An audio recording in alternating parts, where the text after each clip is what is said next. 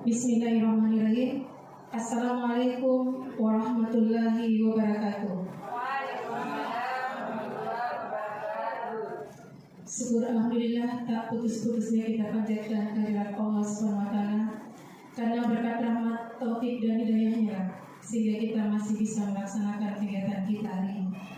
Tak lupa kita sampaikan salam dan taslim kepada junjungan kita Nabiullah Muhammad SAW yang telah mengangkat kita dari alam kegelapan ke alam yang penuh kecanggihan teknologi seperti saat ini. Baik Bapak Ibu semua, sebelum kita memulai acara ini, yaitu diseminasi pemahaman dan pengalaman penerapan budaya positif oleh Ibu Halimatullah Eskom MPD. Marilah kita sama-sama membuka acara ini dengan membaca basmalah. Bismillahirrahmanirrahim. Selanjutnya, mari kita berdoa sesuai dengan agama dan keyakinan kita masing-masing. Berdoa dimulai. Baik Bapak Ibu semua, selanjutnya pemaparan, pemahaman dan pengalaman penerapan budaya positif oleh Ibu Halimatullah Eskom MPD. Kepada Ibu kami persilahkan dengan hormat. Bismillahirrahmanirrahim.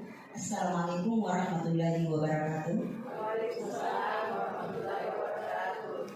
Ya, pertama-tama saya ucapkan terima kasih kepada Ibu dan Bapak Guru yang meluangkan waktunya untuk mengikuti diseminasi ini.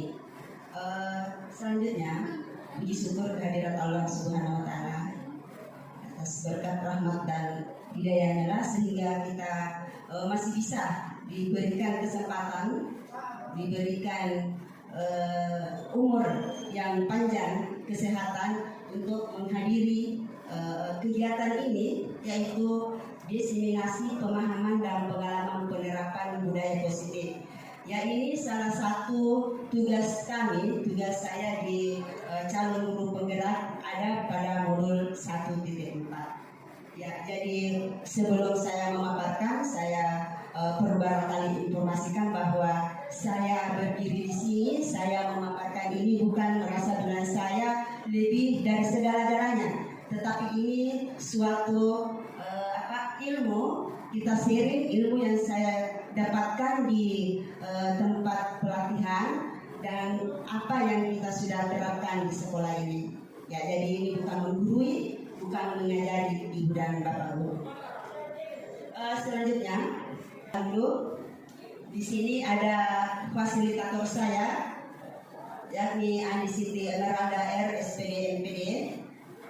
Terus pengajar praktik saya itu Nurdin Idris SPD. Ya, saya sendiri CGP-nya Halimatullah Eskom MPD. Ya, adapun latar belakang dari kegiatan ini adalah tanggung jawab adalah salah satu sikap atau karakter yang sering tidak dijalankan oleh murid. Sebagai contoh, setiap pagi sebelum pelajaran dimulai, murid yang bertugas piket harus membersihkan kelas, tetapi hal ini sering tidak dilakukan sehingga akan berimbas pada ketidaknyamanan saat proses kegiatan belajar mengajar, yaitu agar murid memiliki tanggung jawab diri sendiri dan lingkungannya. Dan tolak ukur supaya murid terbiasa menjalankan kewajibannya sebagai bentuk rasa tanggung jawab terhadap diri dan lingkungannya. Ya, pada lini masa tindakan, langkah-langkah tindakan yang akan dilaksanakan diadakan adalah pada tahap persiapan itu. Yang pertama, menghadap kepala sekolah untuk menjelaskan pentingnya penanaman budaya positif dan keyakinan kelas di sekolah, serta meminta izin untuk mendiseminasikan bersama rekan guru. Yang kedua, melakukan sosialisasi kepada murid dan menjalankan maksud dan tujuan dari program kebajikan tersebut. Yang ketiga, berkolaborasi dan berkoordinasi dengan wali kelas yang lain untuk membuat keyakinan kelas masing-masing. Dan yang keempat, mengumpulkan rekan guru untuk melakukan diseminasi pemahaman budaya positif dan segitiga restitusi. Terus tahap pelaksanaan, murid melaksanakan program kebajikan budaya tanggung jawab. Dan yang kedua itu, murid saling membantu mengingatkan temannya agar melaksanakan program kebajikan dan tanggung jawab. Di tahap refleksi, murid melakukan penilaian diri tentang budaya tanggung jawab yang sudah mereka lakukan. Dan guru serta murid melakukan refleksi bersama terkait program kebajikan budaya tanggung jawab yang sudah dilaksanakan.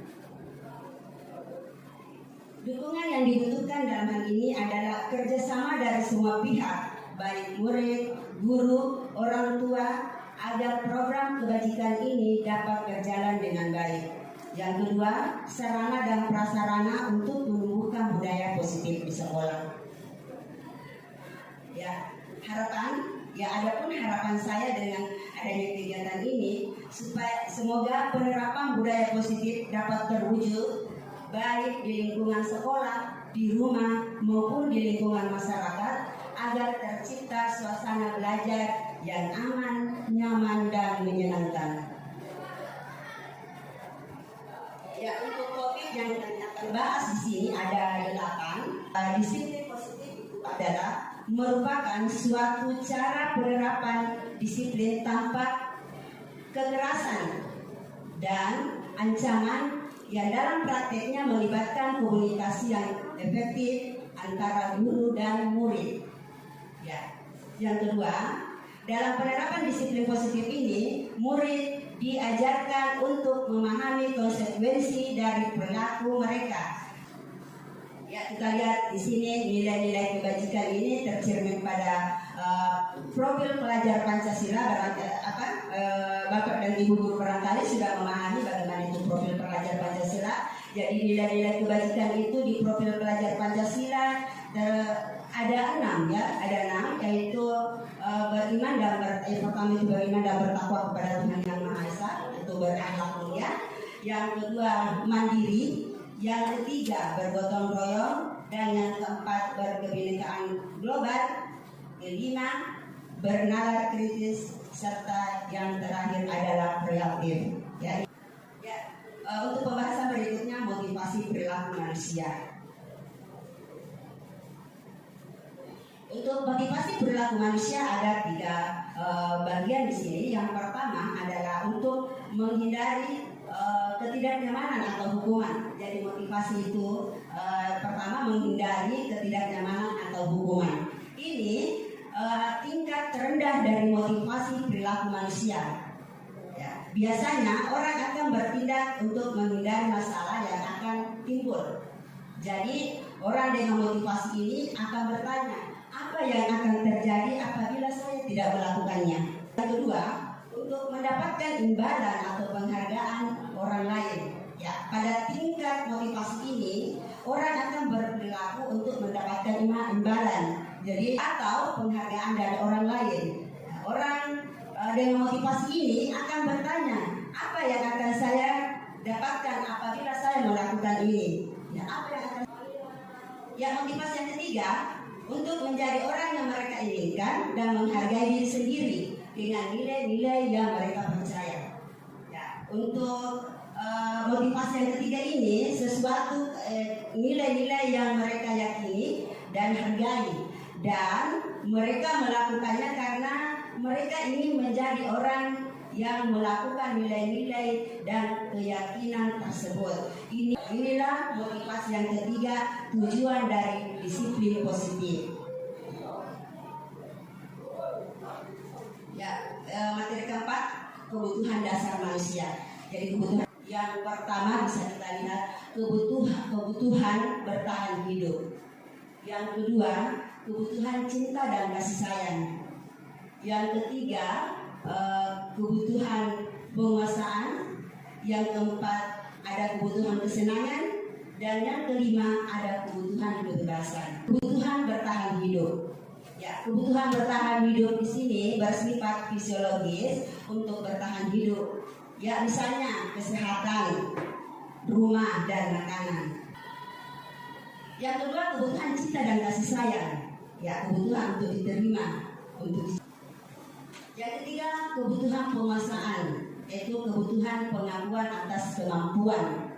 Ya, dari penguasaan itu pengakuannya atau kemampuannya. Barangkali kita bisa. Kebutuhan ini berhubungan dengan kekuatan untuk mencapai sesuatu, menjadi kompeten, menjadi terampil, diakui atas prestasi dan keterampilan. Ya, kebutuhan yang keempat adalah kebutuhan kebebasan, yaitu kebutuhan akan pilihan. Ya, kebutuhan akan kemandirian, otonomi, memiliki pilihan dan mampu mengendalikan arah hidup seseorang. Terus yang kelima di kesenangan, kebutuhan untuk merasa senang. Ya, kebutuhan untuk mencari kesenangan, bermain, tertawa. Bayangkan hidup tanpa kenikmatan apapun, betapa menyedihkan. Oke, selanjutnya materi posisi kontrol. Ya, sebelum saya lanjut ke posisi kontrol, barangkali bisa dulu goyang-goyang supaya ya, bisa berdiri dulu Bapak Ibu. Saya lihat.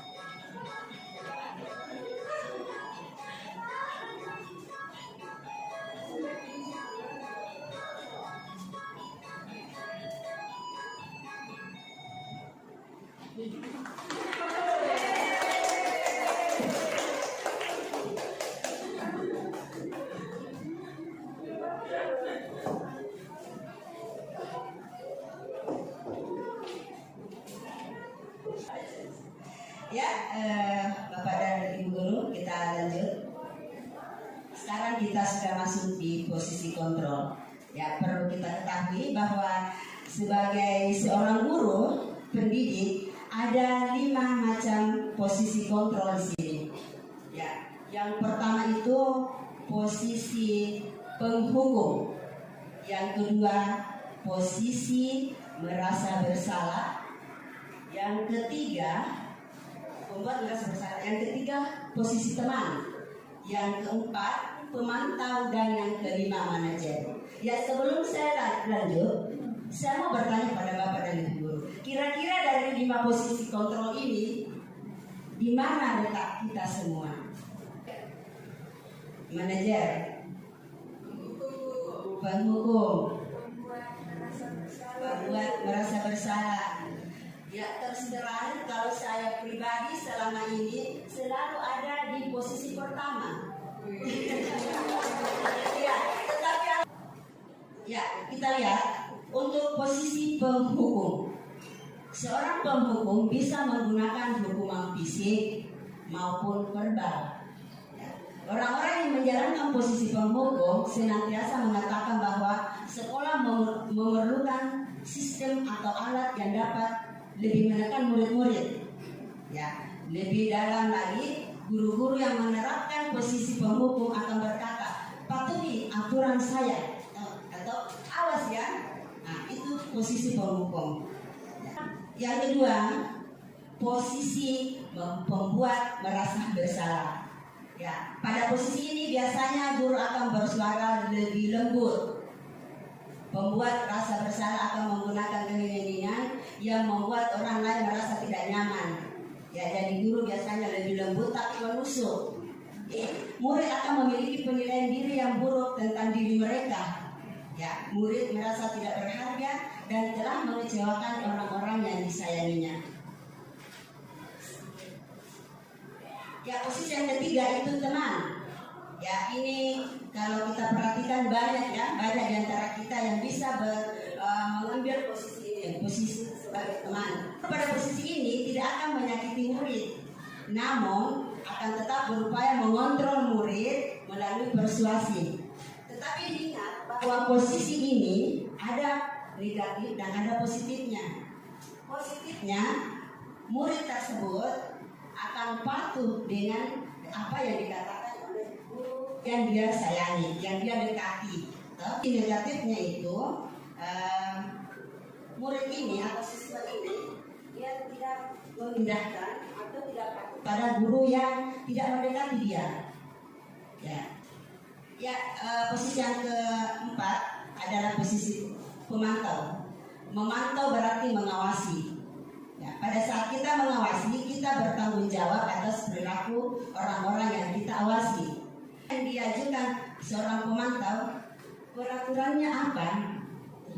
Ini kalau pemantau, apa yang telah kamu lakukan? Ya, ini biasa yang biasa dilakukan atau yang diucapkan oleh pemantau pada siswa, yaitu sanksi atau konsekuensinya apa? Oke, yang terakhir posisi manajer. Ya, posisi terakhir ini atau posisi manajer adalah posisi di mana guru berbuat sesuatu bersama dengan murid, mempersilahkan murid mempertanggungjawabkan perilakunya, mendukung murid agar dapat menemukan solusi atas permasalahannya sendiri. Kata-kata seorang manajer yang biasa muncul, yang biasa dikatakan itu adalah apa yang kita yakini. Misalnya ada anak yang berkasus, ya kita sebagai manajer, sebagai pendidik kita biasa menanyakan, kamu bersedia memperbaikinya. Ini untuk manajer. Ini kata-kata yang bisa dilontarkan sama siswa. Tugas seorang manajer bukan untuk mengatur perilaku seseorang. Kita membimbing murid untuk dapat mengatur dirinya. Seorang manajer bukannya memisahkan murid dari kelompoknya, tetapi mengembalikan murid tersebut ke kelompoknya yang lebih baik dan lebih kuat lagi. Selanjutnya keyakinan kelas.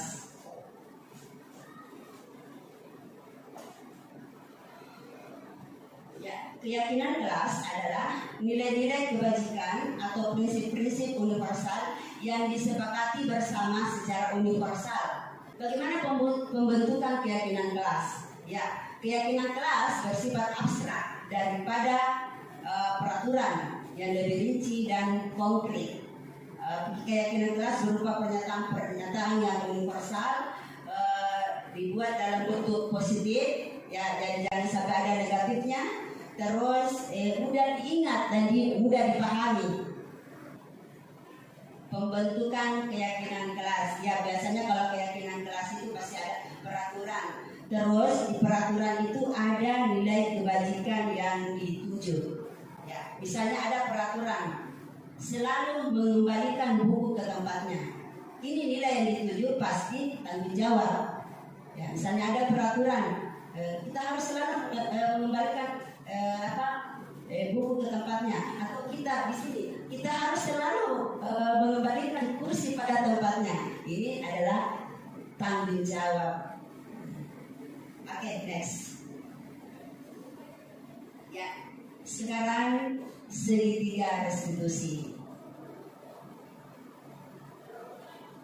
Ya, restitusi adalah proses menciptakan kondisi bagi siswa untuk memperbaiki kesalahan mereka, sehingga mereka bisa kembali pada kelompok mereka dengan karakter yang lebih kuat. Jadi restitusi ini bukan semacam ancaman, tetapi proses untuk memperbaiki yang siswa yang salah. Kita bisa memperbaiki, membuat dia baik dan lebih kuat lagi.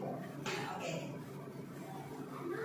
Ada 9 ciri-ciri restitusi. Yang pertama, bukan untuk menebus kesalahan, dan namun untuk belajar dari kesalahan. Yang kedua, memperbaiki hubungan, tawaran bukan paksaan, jadi suatu tawaran bukan paksaan ya. Terus menuntun untuk melihat ke dalam diri, ya, menuntun. Restitusi mencari kebutuhan dasar yang mendasari tindakan. Terus restitusi diri adalah cara yang paling baik untuk memperbaiki diri. Yang ketiga, restitusi, di mana untuk tahap pertama di segitiga restitusi itu adalah menstabilkan identitas. Setelah menstabilkan identitas, validasi tindakan yang salah. Terus ketiga, menanyakan keyakinan. Jadi di segitiga restitusi itu ada 3 tahapan. Tahapan pertama menstabilkan identitas, yang kedua validasi tindakan yang salah, dan yang ketiga menanyakan keyakinan. Ya. Ini menstabilkan identitas. Ini untuk membuat anak yang merasa gagal karena berbuat salah menjadi positif terhadap dirinya. Ini maksud dari menstabilkan identitas. Kata-kata apa yang harus diucapkan oleh seorang guru? Berbuat salah itu hal yang manusiawi. Tidak ada manusia yang sempurna. Nah, misalnya kita sebagai manajer atau guru yang memberikan restitusi kepada anak, ya seperti ini kata-kata yang bisa kita berikan kepada siswa kita. Validasi tindakan yang salah. Ya, pada validasi tindakan yang salah ini membantu siswa mengenali basicnya, kebutuhan yang ingin dipenuhinya ketika melakukan kesalahan itu. Ya, pendekatan ini memiliki tujuan yang mendalam dan berdampak positif pada interaksi guru dan siswa. Ya, ada kata-kata guru yang perlu diucapkan di sini pada validasi tindakan yang salah, yaitu kamu bisa saja kan melakukan hal yang lebih buruk, tapi kamu tidak melakukannya kan? Yang terakhir, apakah kamu bisa melakukan dengan lebih baik besok lagi? Jadi kayak pertanyaan-pertanyaan seperti itu, dan kita harus ucapkan sama siswa yang kita hadapi nanti, yang bermasalah atau yang melanggar. Yang terakhir, menanyakan keyakinan. Ya, pada tahap menanyakan keyakinan ini, anak melihat kesalahannya dihubungkan dengan norma sosial dan nilai-nilai yang mendasari manusia berinteraksi dengan orang lain. Ya, pada tahap ini guru biasa bertanya, ya seperti tadi ada hubungannya dengan keyakinan kelas. Nilai apa yang kita percaya di kelas? Bagaimana dengan keyakinan kelas yang sudah kalian sepakati? Ada kan keyakinan kelasnya? Kenapa diindahkan? Nah, seperti itu. Kelas yang didukung oleh penghargaan. Bisa next. Bisa kita cermati. Jadi kalau ada tindakan guru, misalnya mencatat 100 kali di dalam buku kalimat, dalam buku dengan kalimat, saya tidak akan terlambat lagi karena terlambat ke sekolah. Itu kita bisa analisa hukuman atau konsekuensi di situ. Kalau misalnya ada seorang guru, silakan tulis di buku itu 100 kali, saya tidak akan terlambat lagi, saya tidak akan malas lagi, saya akan contoh dari konsekuensi. Ini konsekuensi menggantikan kertas tugas teman yang telah dicoret-coret. Jadi misalnya ada teman yang berbuat aneh-aneh, mencoret ke atau apakan, kerjain temannya ya seperti ini, sehingga bukunya misalnya buku atau tasnya hilang, seperti ini, dia termasuk dalam hukuman konsekuensi. Iya. Oke. Ya, ada kita bisa lihat di sini perbedaan hukuman dan konsekuensi. Ya, hukuman misalnya sesuatu yang menyakitkan harus terjadi. Konsekuensinya itu sesuatu harus terjadi. Terus membuat anak sakit, bisa maupun hati untuk jangka waktu lama, dan membuat anak merasa tidak nyaman, tidak jangka waktu pendek. Bisa kita lihat di atas. Oke, next.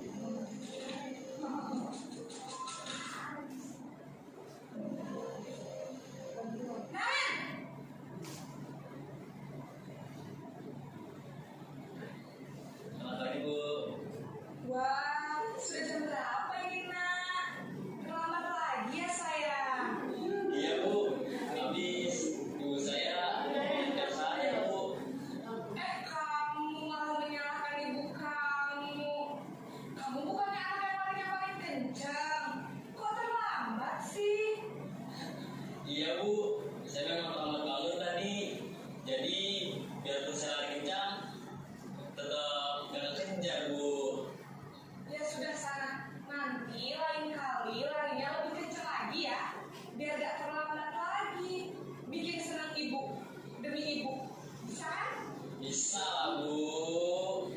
Ya sudah, sana masuk kelas. Ibu beresin urusan absen kamu. Kamu ini ada-ada saja.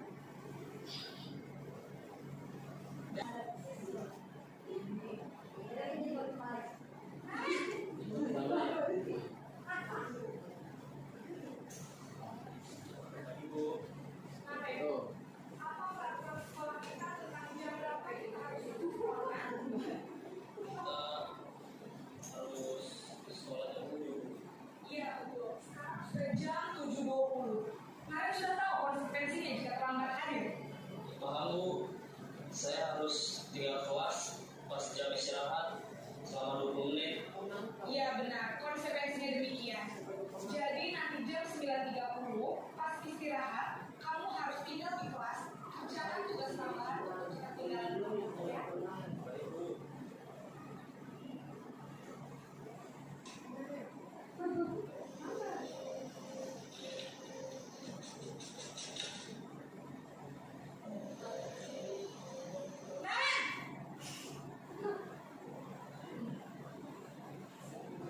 Selamat pagi Bu.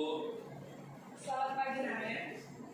Maaf Bu, saya terlambat. Iya, sekolah masuknya jam 7, sekarang sudah jam 7.20. Jadi sekarang bagaimana ini Naren? Maaf Bu, saya lupa setel alarm saya semalam. Baiklah, menurut kamu, keyakinan sekolah yang mana yang perlu kamu tingkatkan? Menghargai diri sendiri dan orang lain mungkin ya Bu. Setuju. Jadi, apakah Naren meyakini prinsip saling menghormati tersebut? Iya Bu, saya meyakininya. Apakah Naren bersedia memperbaiki masalah keterlambatan ini? Bersedia Bu. Bagaimana kamu akan perbaiki masalah keterlambatan ini? Saya akan coba untuk tidak lupa menyetel alarm saya Bu. Baik, kalau Naren mau menyetel alarm di rumah, ada orang yang kira-kira bisa bantu mengingatkan tidak? Ada Bu, kakak saya, Kak Emma. Ada lagi selain Kak Emma? Selain Kak Emma, ada ibu saya. Baik, jadi yang mengingatkan Naren adalah Kak Emma dan ibu kamu ya. Kira-kira akan mulai set alarm kapan nih Naren? Setelah pulang sekolah, akan segera saya lakukan. Baik, jadi Naren akan set alarm bangun besok pagi dan akan diingatkan oleh kakak dan ibunda Naren ya. Ada lagi yang mungkin perlu dilakukan Naren agar tidak terlambat bangun lagi. Tidak ada Bu. Baik Naren, terima kasih untuk kerjasama kamu. Sekarang kamu perlu kembali ke kelas untuk belajar. Kira-kira di posisi mana kita ini?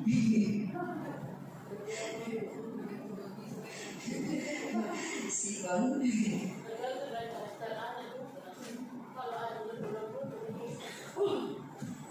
Demikianlah tadi pemaparan diseminasi dari Ibu Rahmatullah. Dan tadi kita sudah melihat sebuah video mengenai posisi kontrol yang ada 5. Nah, mungkin ada umpan balik dari Bapak Ibu sekalian. Ada pertanyaan yang bisa langsung ditanyakan kepada Ibu. Saya persilakan kepada Bapak Ibu. Persilakan Ibu Ratna. Bismillahirrahmanirrahim. Assalamualaikum warahmatullahi wabarakatuh. Tadi kita sama-sama sudah melihat tadi tentang video bagaimana si Naren berbuat kesalahan dan ada 5 posisi kontrol kalau tidak salah tadi. Dan yang saya tanyakan itu Ibu, kira-kira menurut Ibu disiplin positif apa yang Ibu akan lakukan menanggapi video tadi, Naren, sikap Naren tadi itu yang selalu terlambat. Kira-kira disiplin positif apa yang Ibu akan berikan di dalam kelas untuk menangani anak seperti Naren tersebut Bu? Oke, terima kasih atas pertanyaan dari Ibu Ratna. Ya, ini ditanyakan tentang apa? Disiplin positif. Ya, disiplin positif di sini sebelumnya kan kita sudah ada keyakinan kelas dari awal. Jadi kalau misalnya si Naren tadi ini berada di posisi saya sebagai pendidik atau guru, saya ambil posisi di ini yang manajer, ya disiplin positif. Disiplin positifnya itu menghargai waktu, ya, karena ini si Naren terlambat datang. Jadi disiplin positifnya yang saya ambil di sini adalah menghargai waktu. Bagaimana cara menghargai waktu dan bagaimana cara si Naren ini bertanggung jawab atas kedisiplinan sekolah ini yang sudah disepakati. Ya, saya kira itu Ibu Ratna, bagaimana? Terima kasih. Mungkin ada lagi yang mau ditanyakan? Jadi saya rasa pemaparan dari Ibu Himatullah tadi merupakan suatu pemaparan yang sangat bagus sekali, yang selama ini kita belum tahu di mana posisi kita masing-masing, utamanya mungkin masukan untuk guru BPBK, bagaimana sebaiknya kita menyikapi kesalahan-kesalahan atau pelanggaran-pelanggaran yang biasa dilakukan oleh siswa-siswi kita. Bismillahirrahmanirrahim. Allahumma shalli ala sayyidina Muhammad. Jadi terima kasih atas kesempatan yang telah diberikan terkait dengan penerapan budaya positif, artinya disiplin positif, Bu ya. Nah, saya pun sebenarnya secara praktiknya itu posisi manajer, kemudian teman, kemudian menghukum dan segala macam lebih kepada model pendekatan. Karena ketika misalnya kita mendikotomikan artinya kita berperan sebagai posisi manajer dan tidak menyesuaikan dengan karakter siswa, ya kan, tentunya ibunda selaku guru lebih paham persoalan karakter yang beraneka ragam di sekolah kita ini, yang tentunya ada yang memang cocok untuk dikasih pendekatan istilahnya sebagai posisi manajer, ada yang memang tidak mau sekali untuk ibaratnya mendengarkan dan segala macamnya. Bagaimana Ibu dalam melihat ataupun menganalisis persoalan disiplin positif yang mesti dibangun dalam hal misalnya yang baru-baru saja kita hadapi ini, itu pengumpulan tugas-tugas dari anak-anak yang bisa dibilang guru mata pelajaran itu sudah sangat minim lagi fokusnya untuk istilahnya memperhatikan tugasnya, memperhatikan kehadirannya. Bagaimana caranya membangun disiplin positif agar anak kita ini di dalam kelas itu. Oke, terima kasih Pak Fahmi, luar biasa pertanyaannya. Dan ini kita mau dikata setiap tahunnya. Ya, sebagaimana yang pernah saya dapatkan di pelatihan ini, ya, sebelum kita bertindak, katanya kita harus terkoneksi dulu, jangan koreksi sebelum terkoneksi. Ya, jadi kita koneksikan dulu diri kita kepada siswa, bagaimana kita, artinya introspeksi diri dulu kita. Kalau kita mau kayak menghukum atau memberikan hukuman atau ganjaran kepada siswa, kita introspeksi diri dulu kita sebagai pendidik. Bagaimana dengan kita? Bagaimana sehari-hari kita? Rajin tidak masuk di kelas kita? Tepat waktukah kita masuk di kelas? Sempat pada saat pemberian tugas, gurunya mengatakan kumpul tugasnya besok misalnya. Pada saat siswa mengumpulkan tugas, gurunya tidak ada di kelas misalnya. Besoknya siswanya tidak datang, gurunya lagi yang datang. Jadi dalam hal ini kita harus saling koneksi dulu, baru kita koreksi. Atau koreksi dulu kita, mulai dari diri kita dulu, jangan orang lain dulu. Bukan seperti itu. Kita lihat juga dari psikolognya. Tapi yang Ki Hajar Dewantara itu katanya pembelajaran itu berpusat pada siswa dan kita harus guru itu menuntun dan siswa itu kita harus menutup kodratnya siswa.